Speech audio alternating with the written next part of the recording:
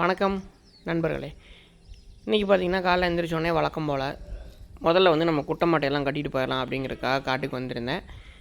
அந்த பக்கமெல்லாம் தண்ணி பாஞ்சிருச்சு, இந்த பக்கமெல்லாம் தான் தண்ணி பாயாமல் இருக்குது. அதனால் இப்போ வந்து இங்கே தான் மாடெல்லாம் கட்டிகிட்டு இருக்கிறோம். இப்போ இந்த ஒரு வாரமாகவே இங்கே தான் நம்ம கட்டிகிட்டு இருக்கிறோம். நான் வந்து காலையில் ஒரு டைம் கட்டிட்டு போயிடுவேன். அதுக்கப்புறம் நம்ம காட்டில் வேலை செய்கிற அந்த தம்பி வந்து ஒரு டைம் கட்டிட்டு போயிடுவாப்புல. அதுக்கப்புறம் ஒரு 11 மணி 12 மணிக்கு மேலே வெயில் வர டைமுக்கு கொண்டு போய் தென்னை மரத்து நிழலில் கட்டிடுவோம். அங்கே மேய்ஞ்சிட்ருக்கோம். அப்புறம் சாயங்காலம் தண்ணி காமிச்சு இன்னொரு பக்கம் கட்டிடுவோம். அவ்வளோதான் என்னோடய ப்ராசஸ்ஸே. அதுக்கப்புறம் நம்ம எருமைக்கன்று இருக்கிற அந்த காட்டுக்கு வந்தேன். காலையில் வந்த உடனே வழக்கம் போல் தவிடு பருத்தி கொட்டை இது எல்லாத்தையும் போட்டு தண்ணி ஊற்றி வைக்கலான்ட்டு எல்லாத்தையும் ரெடி பண்ணேன். ஃபஸ்ட்டு வந்து தண்ணி ஊற்றுறதுக்கு முன்னாடி என்ன அளவில் போட்டிருக்குன்னு பாருங்கள். அதுக்கப்புறம் வந்து தண்ணி வந்து ஊற்றி நல்லா கலக்கி விட்டாச்சு. அதாவது ரொம்ப தண்ணி மாதிரி இருக்கக்கூடாது, ரொம்ப அல்ற மாதிரி கெட்டியாகவும் இருக்கக்கூடாது. ஒரு மீடியமான ஸ்டேஜில் கலந்து வச்சுட்டு எறும்புக்கன்று ரெண்டையும் கொண்டு வந்து விட்டேன். ரெண்டுமே நல்லா டக்கு டக்குன்னு குடிக்க ஆரம்பிச்சிருச்சு. சின்ன எறும்புக்கன்று பார்த்திங்கன்னா நல்ல அந்த தவிடு வந்து மேலால் இருக்கிறது அந்த தண்ணி எல்லாத்தையும் கலந்து குடிக்குது. ஆனால் அந்த பெருசு பார்த்திங்கன்னா நல்ல மூஞ்சை உள்ளே விட்டு அந்த அடியில் இருக்கிற தவிடாக பார்த்து பார்த்து அள்ளி நிறைய இறச்சி வேஸ்ட் பண்ணுது. ரெண்டுமே இறைக்குது. மாடெல்லாம் பார்த்தா இப்படி இறைக்காது. இதே வந்து நம்ம கட்டுத்தரையில் அந்த மாதிரி இருந்துச்சுன்னா 2 பக்கம் 2 கம்பி அடித்து 2 மூக்கணாயத்துலையும் போட்டு கட்டிட்டோம்னா எந்த பக்கம் இறைக்காது. நம்ம காட்டில் வச்சுருக்குறோம் அந்த டப்புங்கிறனால கொஞ்சம் இறைக்குது. இந்த கீழ்வயலில் இப்போ காமிச்சிட்டு இருக்கிறதெல்லாம் பார்த்திங்கன்னா மக்காச்சோளம். நான் உழவு ஓட்டும் போதே பழைய வீடியோவில் காமிச்சிருப்பேன். ரொம்ப புழக்கமாக விதைச்சி விட்டோம், அடம்பாக விதைக்கல. இந்த டைமில் தென்னை மரத்து நிழலுக்குள்ளே அடம்பாக விதைச்சிட்டோம்னா சரியாக வராது அப்படின்ட்டு கொஞ்சம் புழக்கமாகவே விதைச்சி விட்டோம். அப்போ தான் தட்டு நல்லா ஊறி நல்லா வரும் அப்படின்ட்டு. மேலெல்லாம் பார்த்திங்கன்னா கம்பு ஓரளவுக்கு அடம்பாகவே தான் போட்டிருக்குறோம். ரொம்ப அடம்பாக போடல, ஓரளவுக்கு மீடியமாக போட்டிருக்குறோம். ஒரு 2 கட்டுத்தர கட்டினாலே போதும், மாடெல்லாம் நல்லா வயிறு நம்பிடும். இன்னும் ஒரு 15 நாளில் கட்டிடலான்னு நினைக்கிறேன். அப்படியே பூட்டை ஒவ்வொன்றா நீட்ட ஆரம்பிச்சிருச்சு. அடிக்கடி நம்ம கம்பு வச்சு உழவு ஓட்டிடும்போது பார்த்திங்கன்னா தென்னை மரம் காய் நல்லா பிடிக்குது. இதெல்லாம் வந்து இப்போ வெட்டியாச்சு. வெட்டுறதுக்கு முன்னாடி காய் நல்லா இருந்துச்சு. போன வருஷம்லாம் பார்த்திங்கன்னா காய் ரொம்ப கம்மியாக தான் பிடிச்சிட்டு இருந்தது. நம்ம உள்ள கம்பெல்லாம் விதைச்சி உழவு ஓட்டும் போது நல்லா ஈல்டு வருது. அதுக்கப்புறம் இந்த வயலில் பார்த்திங்கன்னா ஃபுல்லாக பில்லு இருக்குது. இதில் தான் வந்து எறும்புக்கன்று கட்டிகிட்டு இருக்கிறோம். கொண்டு வந்து இப்போ கட்டிட்டு நான் கிளம்பிடுவேன். அதுக்கப்புறம் நம்ம காட்டில் வேலை செய்கிற தம்பி வந்து ஒரு 11 மணிக்கு மேலே இன்னொரு கட்டுத்தர மாற்றி கட்டுவாப்பில். அது மாதிரி ஒரு 2-3 டைம் மாற்றி கட்டினோம்னாவே நல்லா வயிறு நம்ம மேய்ஞ்சிக்கும். அதுக்கப்புறம் சாயங்காலம் ஒரு டைம் தவிடு பருத்தி கொட்டை போட்டு வச்சா அப்படின்னா நல்லா வயிறு ஃபுல்லாக அந்த குழியே தெரியாமல் ஃபுல்லாகிரும்.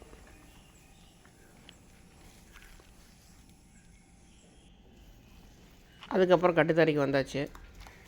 மாடெல்லாம் காட்டுக்கு பிடிச்சிட்டு போகிறதுக்கு தண்ணி ஊற்றி வச்சுட்டாப்புல அந்த தம்பி.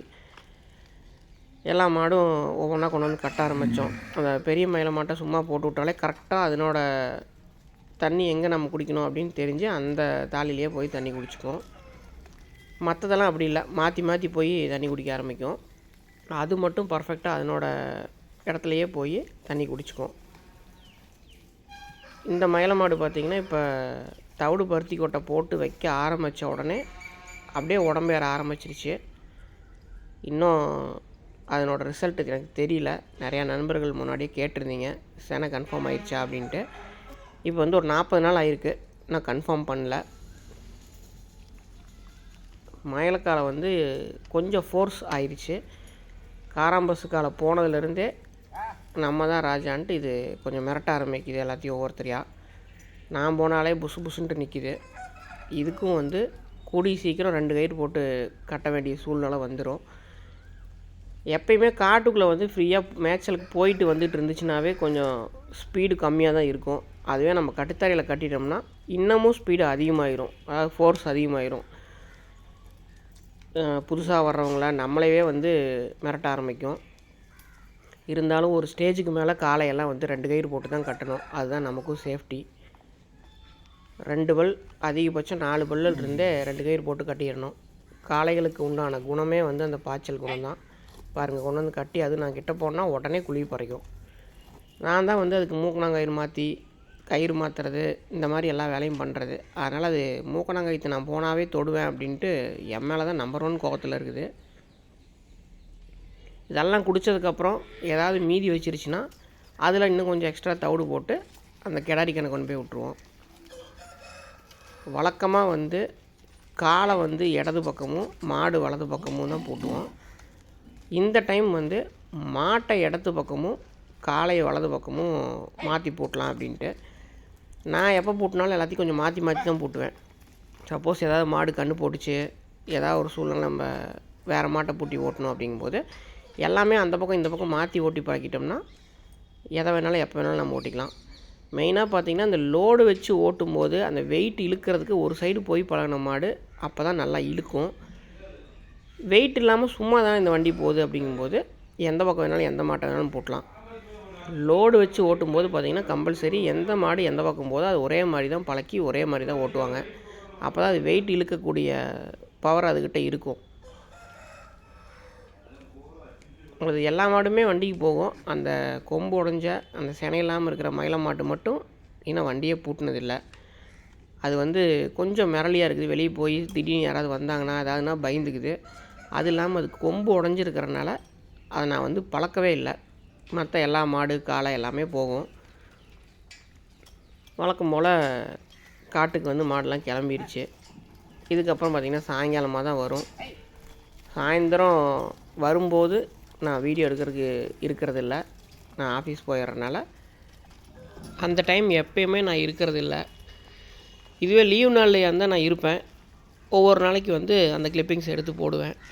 மற்ற நாள் நான் இருக்கிறதில்ல.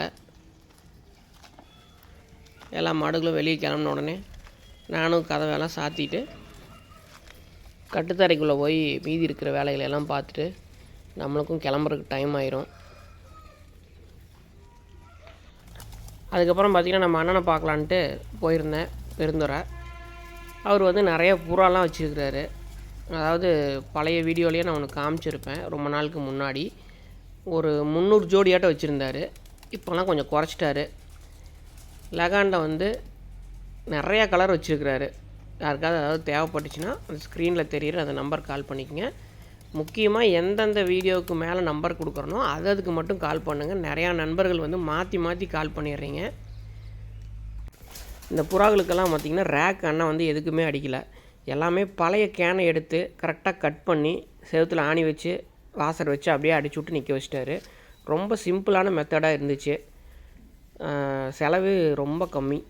ஆனால் அதுக்கு தகுந்த மாதிரி ரூம் வேணும். நல்லா பெரிய ரூமாக இருந்ததுன்னா இந்த மாதிரி பண்ணிக்கலாம். அதுக்கப்புறம் பார்த்திங்கன்னா நான் மெயினாக வந்ததே வந்து இந்த ஆடு பார்க்கலாம் அப்படிங்கிறதுக்காக தான் வந்தேன். ஒரு சில நண்பர்கள் என்கிட்ட வந்து பெரிய ஆடு கொடுக்குறது இருக்கா அப்படின்னு வந்து கேட்டிருக்கிறீங்க. இதில் இருக்கிற ஆடு வந்து எல்லாமே வந்து கொடுக்குறது தான். அதாவது இந்த ஒரே ஒரு ஆடை தவிர இந்த போயர் கிராஸ் தவிர மற்ற எல்லாமே அவர் கொடுக்குறது தான். இது என்ன பர்பஸ்க்காக வச்சுருக்காரு அப்படின்னு பார்த்திங்கன்னா பால் பர்பஸ்க்காக தான் வச்சுருக்கிறாரு. இப்போ வந்து ஆட்டுப்பால் நிறையா பேர் வாங்கிட்டுருக்குறாங்க. அண்ணன் வந்து ஆட்டுப்பால் வந்து விற்பனை பண்ணிகிட்ருக்கிறாரு. ஈரோடு மாவட்டத்தில் பார்த்திங்கன்னா டோர் டெலிவரி பண்ணிடுறாரு.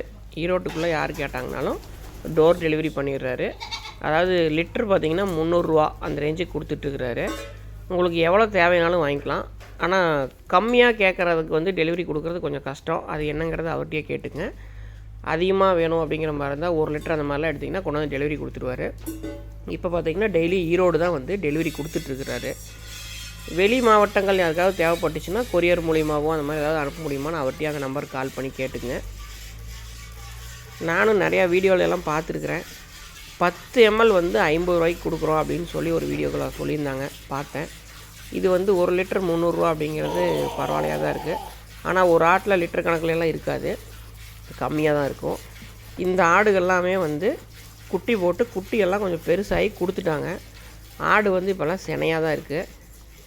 அந்த மடியில் பால் விடக்கூடாது அப்படிங்கிறனால அது வரைக்கும் பால் இருக்கிற வரைக்கும் கொடுக்கலான்னு சொல்லிட்டு கொடுத்துட்ருக்குறாங்க.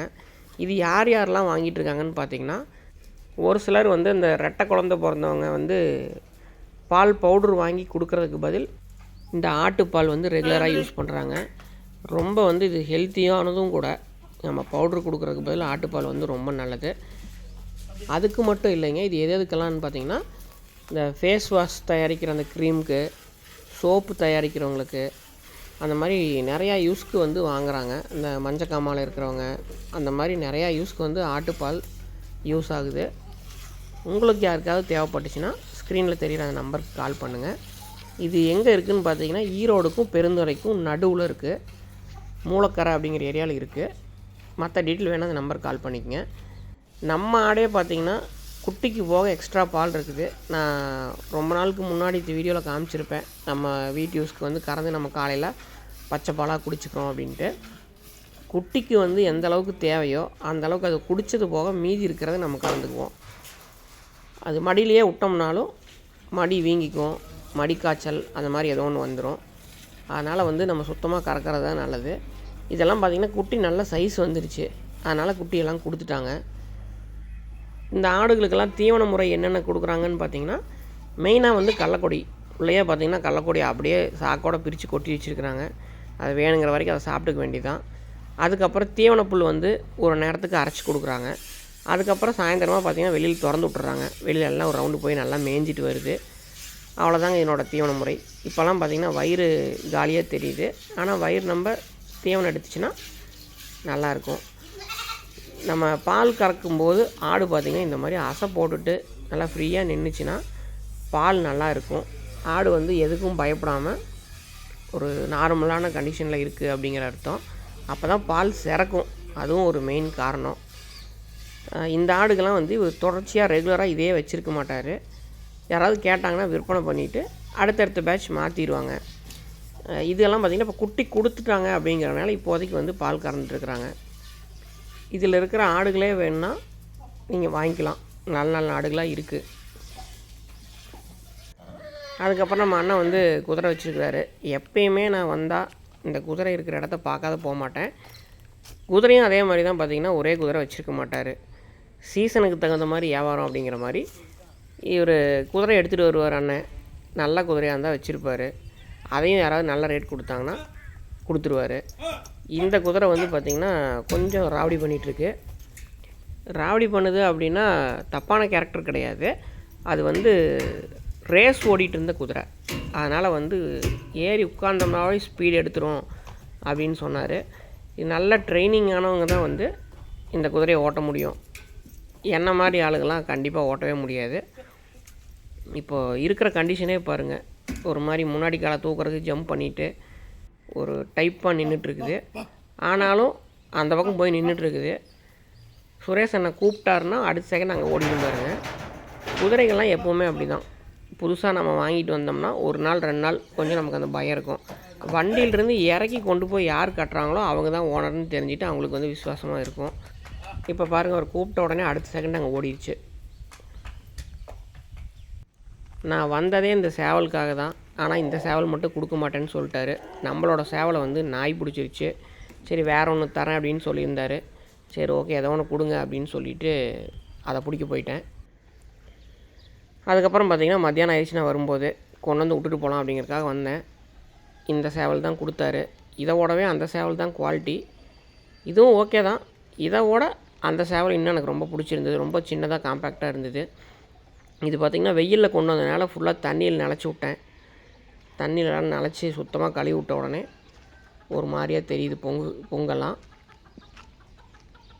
நம்ம வெடை ரெண்டும் பார்த்திங்கன்னா அங்கேருந்து கொண்டு வந்தது தான்.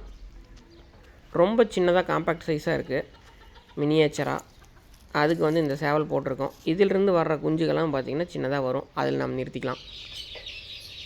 அதுக்கப்புறம் 1 month சிக்ஸ் எல்லாம் நம்ம உள்ளே வச்சுருக்குறோம். அதெல்லாம் நல்லா சைஸ் வந்துருச்சு. இது கொடுக்குற ஸ்டேஜ் வந்துருச்சு. இது யாருக்காவது தேவைப்பட்டுச்சுன்னா ஸ்க்ரீனில் தெரிகிற நம்பருக்கு கால் பண்ணுங்கள். இது வந்து நல்லா பெருஞ்சாதி குஞ்சு, நல்ல சைஸ் வரக்கூடியது. ஒரு 4.5 கிலோலேருந்து 5.5 கிலோ 6 கிலோ வரைக்கும் வரக்கூடிய குஞ்சுக. கரெக்டாக இன்றைக்கோட 22 நாள் ஆயிருக்கு. அதாவது 2/5/2025 உங்களுக்கு பார்த்திங்கன்னா 22 நாள் ஆயிருக்கு. 10ஆம் தேதி ஆயிடுச்சுன்னா 30 நாள் கம்ப்ளீட் ஆகுது. 10ஆம் தேதிக்கிலேருந்து எப்போ வேணாலும் நீங்கள் எடுத்துக்கலாம். ஒரு 2-3 பேர் வந்து கேட்டிருந்தீங்க. அவங்களோட காண்டாக்ட் நம்பர் என்கிட்ட இல்லை. இந்த வீடியோவில் பார்த்துட்டு உங்களுக்கு அவைலபிள் இருந்துச்சுன்னா ஸ்க்ரீனில் தெரிகிற அந்த நம்பருக்கு கால் பண்ணுங்கள். சேவை குஞ்சு வெடை குஞ்சு எல்லாம் கலந்து தான் இருக்கும். எது சேவல் வெடை அப்படின்னு 100% தெரியாது. ஓரளவுக்கு தான் தெரியும். கொடுக்குறதும் பார்த்திங்கன்னா எல்லாமே கலந்து தான் கொடுப்போம். சேவை குஞ்சு மட்டும் கொடுக்க மாட்டோம். இது கொடுக்குறதுக்கு முன்னாடி பார்த்திங்கன்னா 2வது டோஸ் வந்து லசோடா கொடுத்து டெலிவரி கொடுப்போம். அவ்வளோதான் நம்மளோட இந்த வீடியோ. நன்றி.